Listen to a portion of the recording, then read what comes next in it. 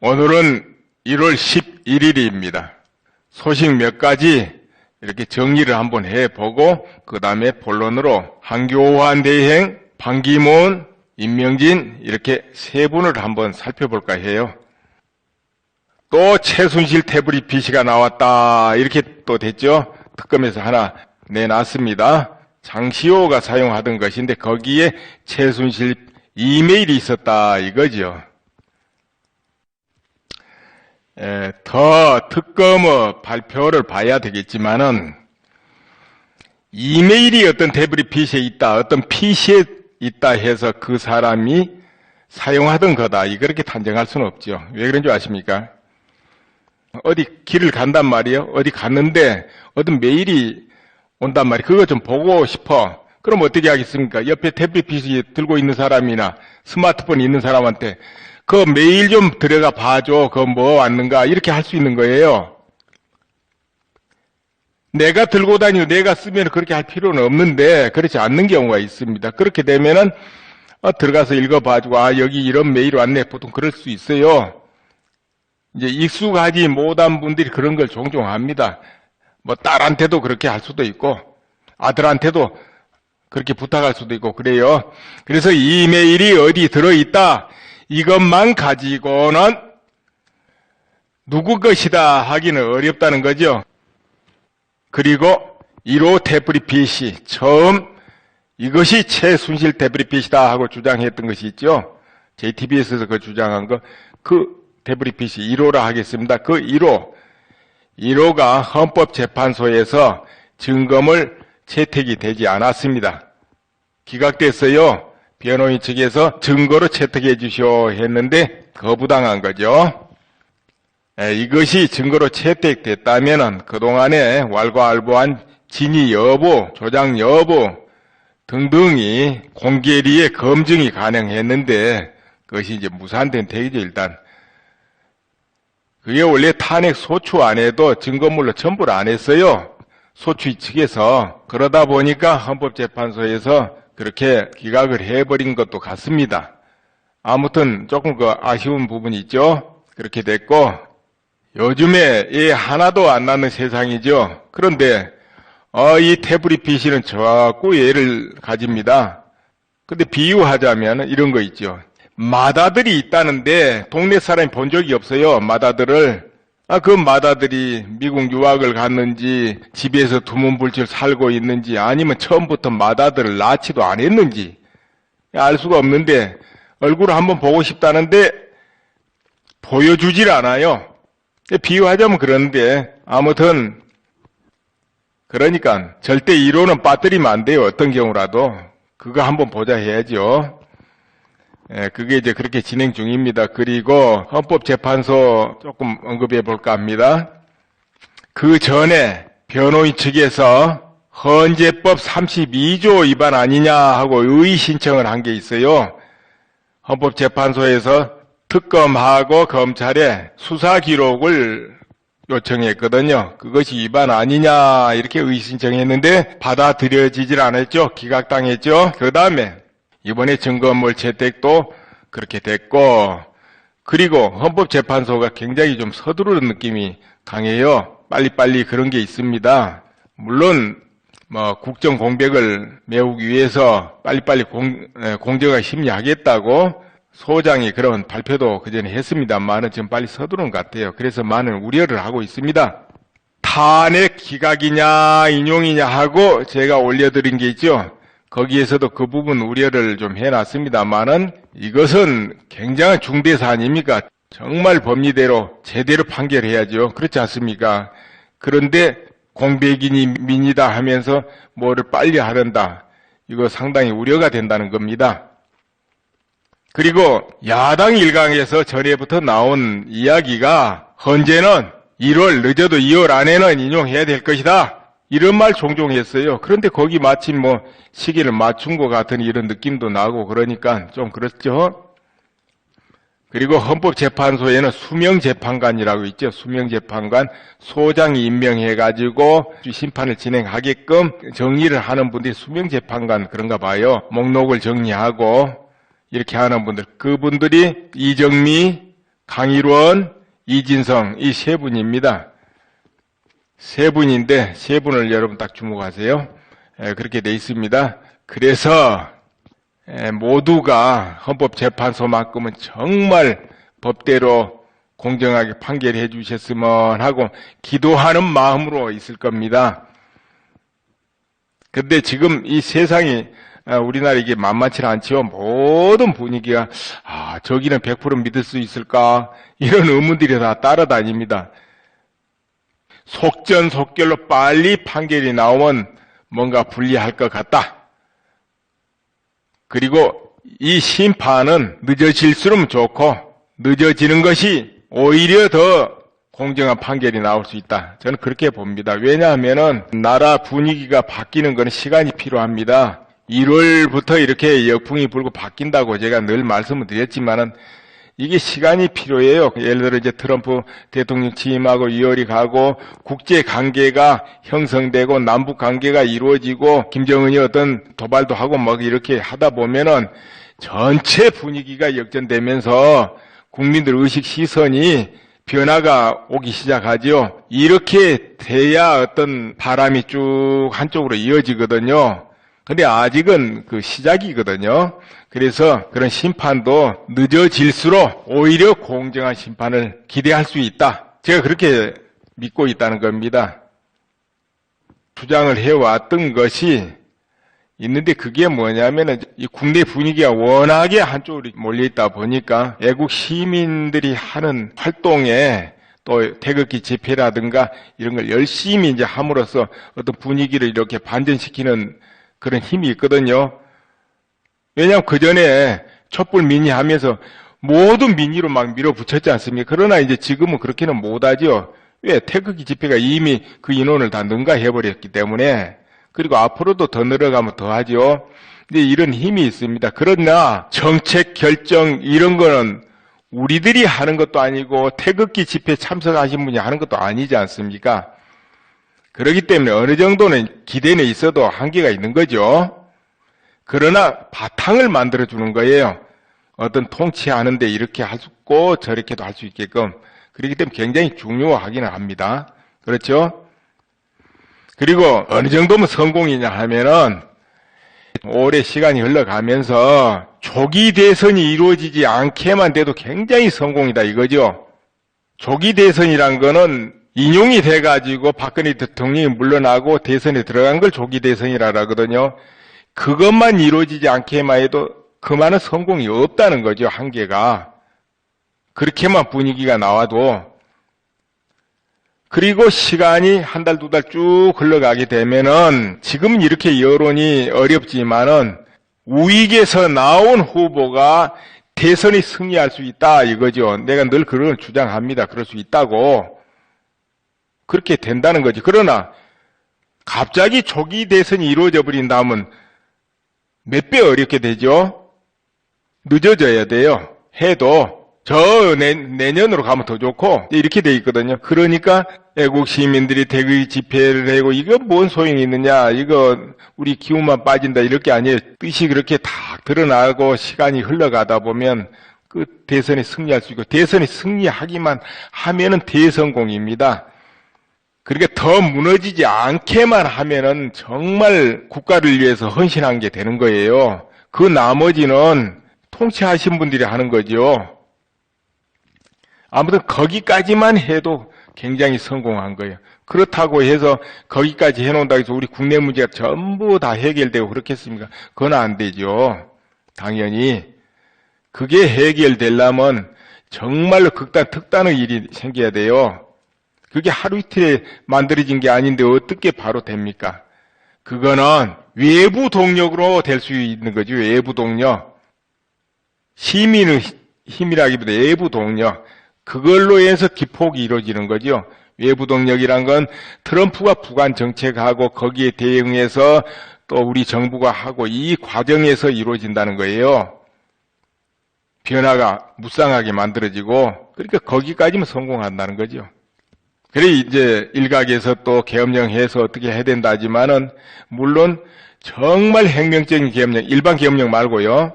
혁명적인 계명으로 일체를 탁 바꾸고 시작하고 그러면 그것도 방법 중에 하나예요. 그렇지만은 굉장히 위험이 따르는 방법이죠. 예를 들어 여론 형성이 부족하다든지 할 때는 굉장히 위험이 따르고 또 개헌군이라고 해서 여러분 100% 믿어지겠습니까? 개헌군이 반대로 활동하고 움직여버릴 수도 있는 거예요. 그럴 리 있겠냐 하면서도 지금 모든 국내 사정이 어디 100% 믿을 곳이 있습니까, 여러분? 그렇기 때문에 그게 자칫 거꾸로 된다든지 잘못되면은 그 역풍을 어떻게 감당되겠습니까? 국가 정말 위기 옵니다. 그래서 정말 신중해야 되는 게 그런 거지요. 그리고 그런 걸 우리가 하는 게 아닙니다. 그거는 통치자들이 하는 것이지 우리가 무슨 계엄을 하고 말고 할 게 어디 있습니까? 하도 답답하니까들 다 그렇게 말씀하는 거지. 워낙에 지금 실제 국내 형세가 어려운 거고 이제 그런 부분이 있습니다. 방법은 방법이로되 고양이 목에 방울을 누가 달 것이냐 이제 이런 문제가 있고 그래요. 그래서 어떤 여건이 전부 좀 변해야 됩니다. 그 시간이 필요해요. 그런데 문제는 화급할 수도 있다는 거죠. 그러니까 흔히 계엄해도 그것도 일종의 전쟁입니다. 그거. 이 전쟁이란 것은 절대 예고가 없습니다. 내 언제 어느 때 한다 이런 예고 없습니다. 역모를 하든 내란하든 예고하고 하는 게 어디 있습니까? 역사적으로 왕도 모르고 신하도 모르고 백성도 모르는 게 답이죠. 알면은 다 실패인데 안 그렇습니까? 그렇기 때문에 무슨 특단의 조치 같은 거는 예고가 없어요. 시기도 없어요. 그때그때 판정하는 것이고 그게 또 시기를 놓쳐버린다, 늦어버린다, 상대가 알아버린다 이러면 다 실패하는 거죠. 그거야. 그렇기 때문에 그거는 우리가 말하는 게 아니고 그건 통치자들이 다 판단하는 겁니다. 그런 거는. 북한의 김정은이도 미사일을 언제 쏠까? 이렇게 할까 저렇게 할까? 모든 상황을 보고 그 사람 판단할 거 아니에요. 그러면은 거기 대응해서 그 전에 선수를 치는 건 누가 해야 됩니까? 바로 우리나라 통치자가 해야죠. 한숨 늦으면 안 되니까. 그러니까 우리는 그런 걸 하는 사람들은 아니라는 거지요. 이제 그렇게 또 돼 있고, 그리고 땅굴 이렇게 말씀하신 분들이 또 있어요. 땅굴. 그런데 이제 땅굴 들어와 있냐 아니냐 이것도 믿는 분들이야 정말 얼마나 걱정이 되겠습니까? 그런데 믿는 분들은 한번 주변에 땅굴 이야기 한번 해보세요. 100명한테 하면 몇 명이나 받아들이는가. 물론 듣기는 하겠습니다. 들어도 뒤로 가서 그런 게 있어 이래버린 수도 있고 그런 게 있는가 좀 믿어도 심각하게 안 믿는 이도 있고 여러 갈래가 있을 거예요. 아예 안 믿는 사람도 있을 것이고 정말 또 믿는 사람은 걱정을 늘어놓겠죠. 이런 요소가 많이 있을 겁니다. 굉장히 어려워요. 남을 설득한다는 건 그렇게 어려울 수가 없잖아요. 그렇죠? 주변에 이런 거 설득해 보세요. 요즘 시국이 실제 그게 아니다 하고 설득해 보세요. 얼마나 어렵습니까? 듣긴 들어도 뒤에 가서 저 사람 이상하네 이래 버린 경우가 많아요. 그래서 자칫하면 서로 관계가 끊어져요. 설득도 안 되고 그렇게 어렵습니다. 그러니까 어떤 계기가 와서 스스로 자기가 생각을 바꾸기 전에는 남이 말해도 안 받아들이려고 그래요. 그런데 지금 가뜩이나 모든 형세가 좀 복잡하지요. 또 그리고 많이 불안들 하지 않습니까? 그런데다가 거기다 땅굴 이야기까지 하면 또 더 불안하죠. 그렇다고 그거 해결되는 것도 아닌데. 그러니까 저는 이제 그런 걸 언급을 안 하려 하는 거죠. 되도록이면. 그래서 저는 이제 언급을 피해요. 특히나 깊은 어떤 내면의 내가 이렇게 이렇다고 확신한다고 해서 그걸 말할 수 있는 게 있고 없는 게 있고 안 그러겠습니까? 괜히 믿는 사람은 불안해지고 안 믿는 사람은 오히려 거부 반응 나고 이렇게 되니까 안 해야 될 일도 많아요. 그래서 이제 그 깊은 이야기는 되도록이면 많이 안 하려고 그럽니다. 이 땅굴 처음 소식을 듣고 살펴본 게 한 15년, 18년 전부터인가 그러네요. 그때는 남굴사 그리고 땅굴을 찾는 사람들 이렇게 홈페이지가 돼 있었고 그 당시 책임자가 정지용 씨였죠. 고 정지용.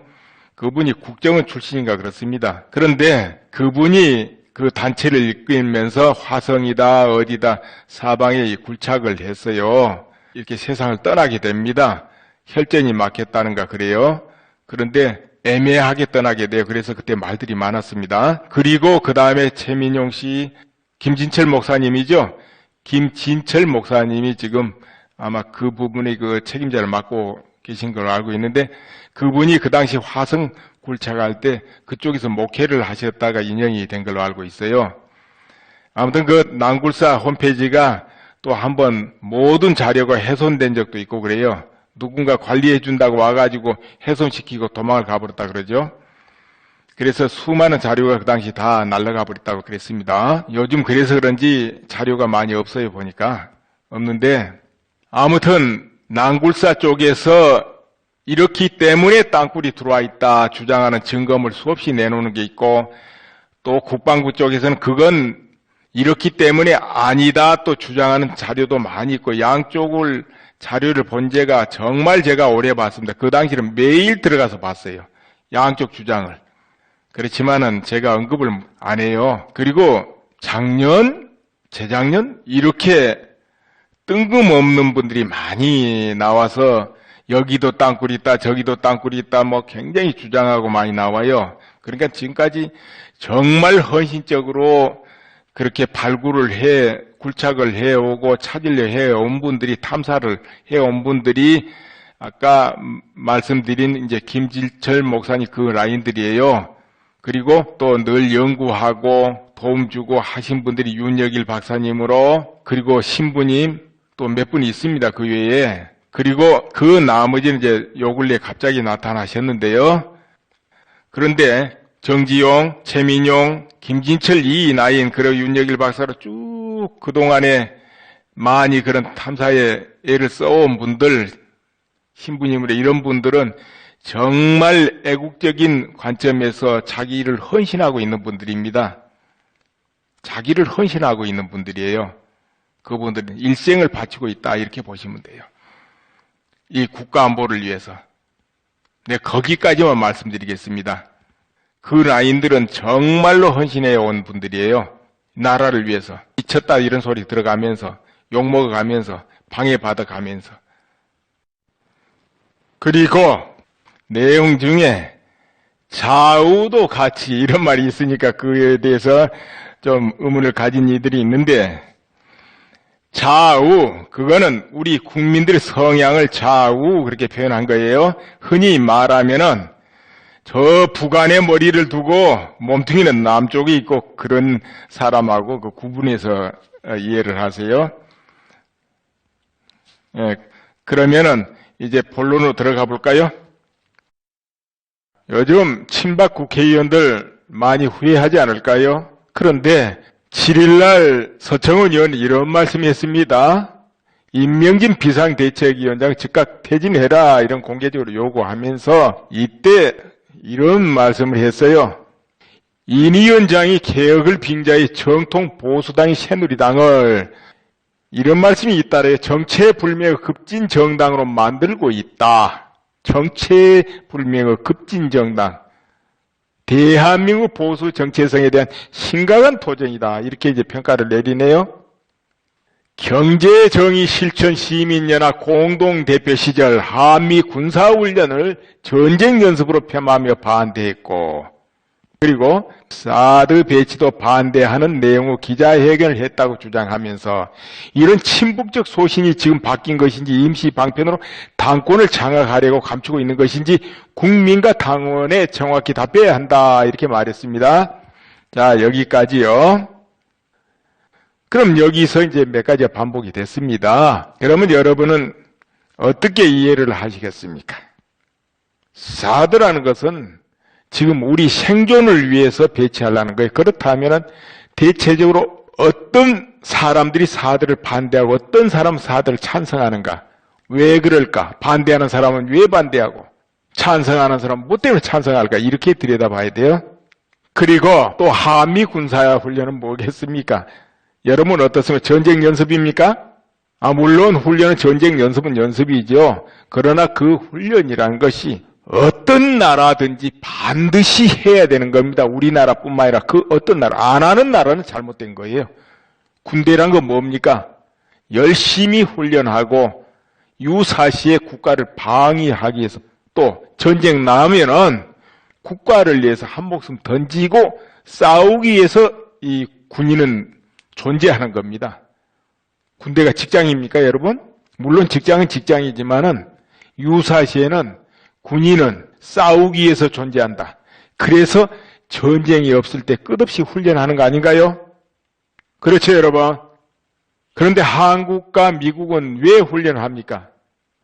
합동으로 북한의 군사력을 억제하고 방어하기 위해서 하는 거죠.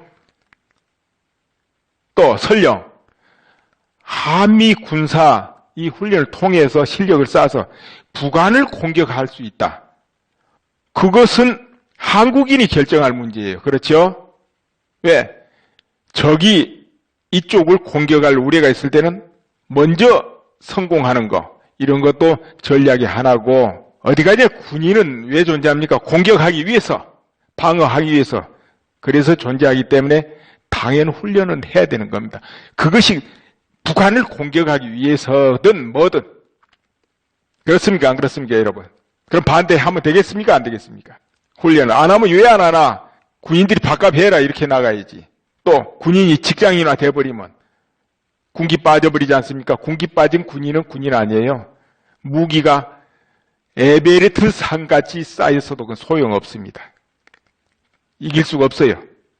군기가 살아있고 사기가 살아있고 목적의식이 분명할 때 그때 바로 무기도 힘을 발휘하는 거죠. 그렇죠? 전략도 힘을 발휘하고. 자, 여기서는 이제 이 정도 하겠습니다. 예, 그렇다면은 또 생각해 볼까요? 어때요?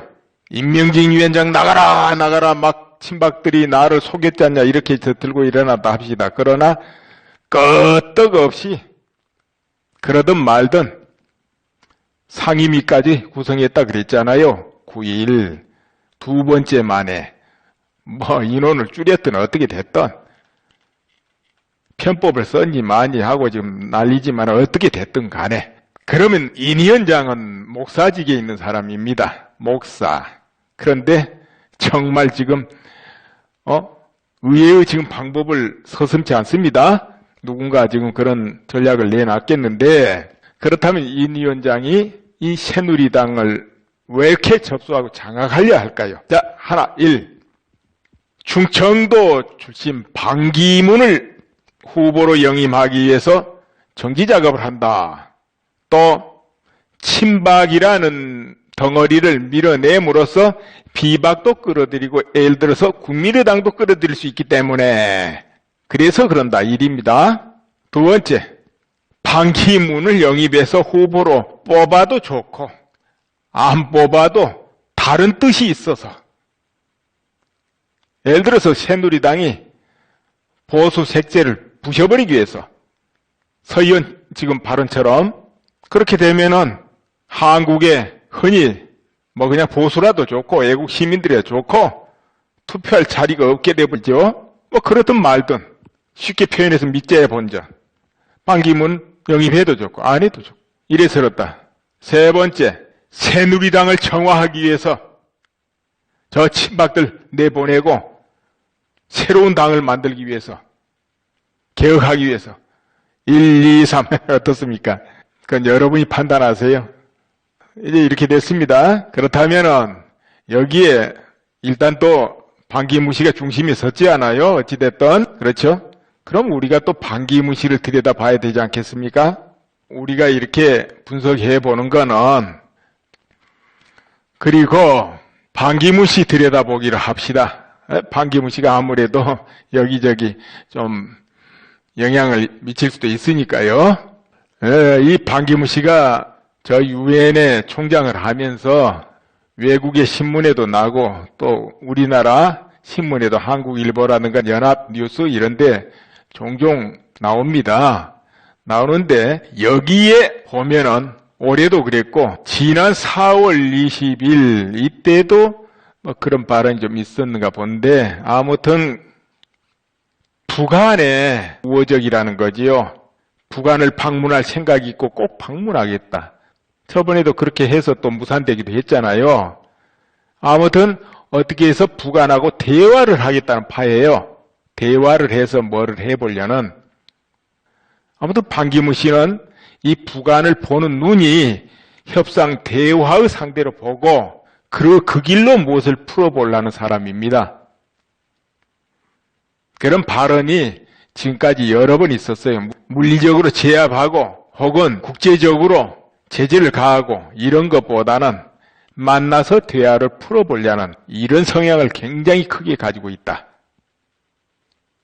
이런 거지요. 늘 유화적인 태도. 여러분도 그런 뉴스를 종종 봤을 거예요. 그리고 또 반기문 씨가 설왕설래하는 말들이 또 있습니다. 유엔 사무총장이 동성애를 금기시하는 한국어 분위기가 걱정된다고 밝혔다. 반기문 씨가 그랬다는 거지요. 이건 조선신문에 난 거예요. 자, 그렇다면은 동성애 한국 금기시한다 하지만 유교 분위기니까 아무래도 그런 게 있을 겁니다. 그렇다고 해서 한국의 동성애를 하는 사람들이 한국 분위기 때문에 동성애를 못 합니까? 러시아 같은 데는 동성애 하다 걸리면은 길거리에서도 막 짓밟히고 정말 거기는 굉장하대요. 근데 한국에서 그런 사람 아무도 아마 없을 거예요. 그들끼리 알아서 그러든 말든 관심 안 가질 거예요. 그런데 유엔 사무총장은 할 일도 많고 걱정할 것도 많을 것이고 판단할 것도 굉장히 많을 것입니다. 그리고 한국의 이 모든 내면을 보면은 정말 이 절박한 상태 이런 것이 보인다면 지금 동성애 걱정할 때냐? 여러분 같으면 어떻습니까? 지금 동성애 하다가 한국에서 무슨 살인 난 적 있습니까? 그런 거 없지요. 다 자기들 그러든 말든 관심 안 가져요. 이렇게 발언을 하면 곤란하지 않냐 이거죠. 그렇죠? 관용어 분위기를 만들어야 국가기관이 오히려 문제의 한 부분이 되는 경우가 너무나 많다. 범죄를 취급하지 않는 사회에서도 이 문제는 여전히 민감한 이슈다. 이렇게까지 발언을 했는가 본데 이거 기독교인들이 이 소리 들으면 어떤 반응이 일으킬까요? 한국의 기독교를 믿는 분들이 이런 발언을 보면 어떻게 생각할까요? 그렇지 않아도 국회에서 동성애자 등 성소수자에 대한 차별을 막는 내용의 포괄적 차별금지 법안 이런 입법이 기독교계 반발로 부딪혀 무산되기도 했는데요. 여러분은 어떻게 생각합니까? 지금 반 총장이 과연 우리나라 현 이 내면의 이 전쟁과 같은 전쟁 같은이 아니고 내전을 겪고 있는 이 나라 실정을 제대로 보고 있다고 봅니까? 이런 상황에서 반 총장이 이 나라를 이끌 통치자로서 여러분 맞다고 생각됩니까? 평화롭게 어떻게 협상이라도 다닌다든지 적절하게 여기도 한 주먹 저기도 한 주먹 임명해놓고 이렇게 되면 어떻게 될 것 같습니까? 밑에 완전히 다 장악 끝나는 거죠. 그런 걱정이 있다 이거죠. 물론 반 총장이면 능력이 있으니까 그렇게 안 그러리라 국민들이 다 믿고 뽑아주면 뽑겠지만은 나는 그런 걱정이 돼요. 여러분은 어떻게 생각하세요? 그렇지 않습니까? 자칫하면 그냥 야당 뽑은 거나 다를 게 뭐 있겠습니까? 그렇죠? 그래서 지금 잠깐 한 두 가지만 들여다봤는데요. 원래 정말 후보들은 엄청난 검증을 받게 됩니다. 본개임에 들어가면 그렇지 않습니까? 과연 그때 수없이 노출되는데 어떻게 되겠습니까? 아무튼 간에 반 총장이야 어떻게 하든지 간에 새누리에 와서 후보를 하든 말든 그거는 경선하는 거니까 그건 상관은 없어요. 그런데 지금 새누리당에 정말 친박들은 각성하고 꼭 이건 친박 테두리 벗어나가지고 내가 여러 번 말씀드리지만 정말 제대로 의원들이 정신 똑바로 차리고 현실을 제대로 보고 확장해가지고 후보 제대로 내세워야 된다 이거죠. 그래도 지금까지는 내가 볼 때는 한교안 씨가 제일 그래도 믿을 수 있다 이렇게 봐집니다. 색깔 분명하고 또 그 외에도 몇 분 있어요. 없는 건 아니라 있습니다. 비대위원장 할 사람 없으면은 저 이완구 씨 모셔도 되고 뭐 또 충청도라 또 가까워질란가는 모르겠지만은 문창극 씨 모셔도 되고, 그리고 홍준표 씨 그래도 꿋꿋하잖아요. 여차에 잘 때도. 그 정도만 되면 됐죠. 아무튼 지금까지는 그래도 한교안 씨가 제일 낫지 않냐 이렇게들 지금 보고 있는 것 같아요. 내가 볼 때도 그렇게 봐져요. 지금까지는. 이건 종교를 떠나서 이제 국가가 최우선이니까 우선은 그렇게 봐야 될 것 같은데, 오늘은 살짝 들여다보는 정도로 이제 끝내겠습니다. 이거는 지지자들이 해보는 점검이기 때문에, 자, 이 정도 끝내기로 하겠습니다.